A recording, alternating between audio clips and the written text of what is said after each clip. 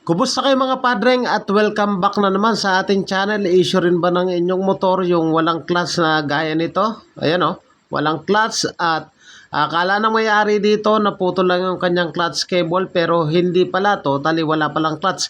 At pag ganyan ang issue, kailangan na muna nating i-drain yung langis tapos tanggalin yung bolt dito sa kanyang clutch side cover. Paring Eli Motor Parts and Repair Shop.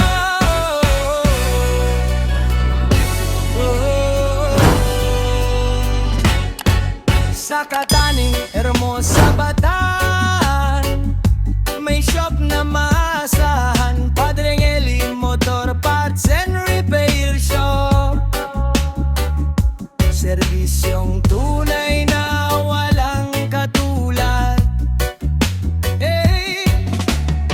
Mura na quality pa ang gawa, kliyente ay laging masaya.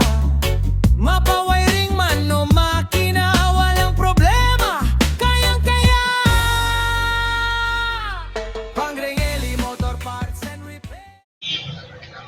So ito na mga padreng yung basag yung kanyang clutch bearing. So hindi ko na pinakita sa unang video, nakita nyo naman basag dito. So hindi siya clutch ngayon, no?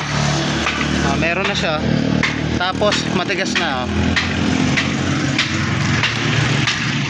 So yun ang naging sira niya, yung kanyang clutch bearing. Tapos dito may Fury 125 tayo.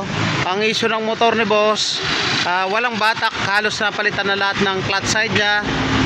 Primary, clutch, lining, halos lahat napalitan na pero ayaw pa rin umusad. Tinesting natin. Tayo from Pulis, Hermosa, Bataan.